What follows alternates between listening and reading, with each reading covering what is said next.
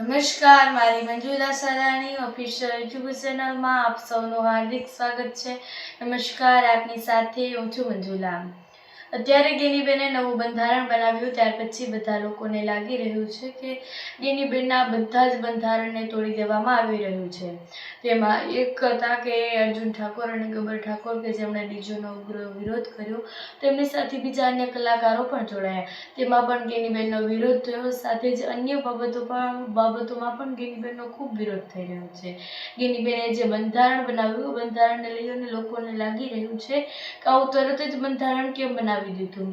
આના માટે કંઈ તમે અમને સમય ન આપ્યો, સુવિધાઓ ન આપીને ડાયરેક્ટ જ તમે અમને આ બંધારણની વાત કરી અને આ આવી રીતે બંધારણ બનાવ્યું, તો આનું અમલીકરણ એ ખૂબ અસંભવ ગણાવી શકાય.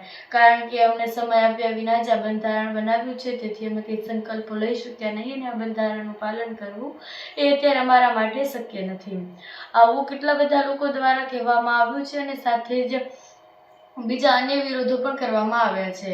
ગેનીબેને જે 3 રાજ્યો માટે 3 જિલ્લાઓ માટે જે બંધારણ બનાવ્યું, એ બંધારણોમાં એ બધા જ લોકોએ ખૂબ વિરોધ કર્યો કે અનેક સવાલો હતા. તેમાં પછી એવું હોય કે આવો ડીજેનો સવાલ કેમ થયો, કે પછી સાથે તેમણે એ જણાવ્યું કે 3 જિલ્લાઓ માટે બંધારણ કેમ, ભોજનમાં આવું કેમ, આવું બધા જ બંધારણોની વાતચીત કરવામાં આવી.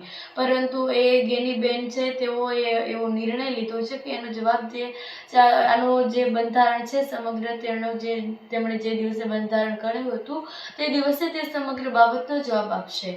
અત્યારે પણ કેવું જ થયું છે. પૂર્વ સાંસદના દીકરા છે, તે તેમના લગ્ન હતા, પૂર્વ સાંસદના દીકરા હતા, એટલે તેમના લગ્નમાં એ કંકોત્રી હતી અને સાથે જ ભોજન પણ ખૂબ સારું હતું. પરંતુ એ ભોજનમાં હતું કે એ ભોજન છે તે ભોજનમાં જેટલી ફેસિલિટીવાળા ભોજનો હોવા જોઈએ, ન હોવા જોઈએ તેવા ભોજનો ત્યાં રાખવામાં આવ્યા અને ગેનીબેનની હાજરીમાં બંધારણનો એ અમલીકરણ નથી થતું, આવું લોકો કહી રહ્યા હતા. આના કારણે ગેનીબેનને ખૂબ વિરોધ થયો અને ગેનીબેનને લોકો ટોણા મારવા માંડ્યા. પરંતુ જ્યારે એક બ્લડ કેમ્પનું એ ઠાકોર સમાજનું સંમેલન હતું, એ સંમેલનમાં ગેનીબેને આનો બધાનો જ જવાબ આપી દીધો.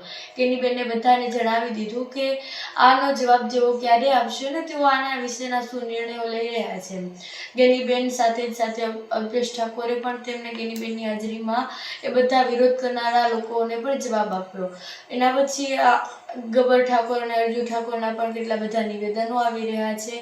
અત્યારે આ બંધારણને લઈને અનેક બબાલો ચાલી રહી છે. પરંતુ આ વિષય પર તમારું શું કહેવું છે, કમેન્ટ્સ પર જરૂરથી જણાવજો. સાથે જ અમારી મંજુલા સરાણી ઓફિશિયલ યુટ્યુબ ચેનલને સબસ્ક્રાઇબ કરવાનું ભૂલશો નહીં. નમસ્કાર.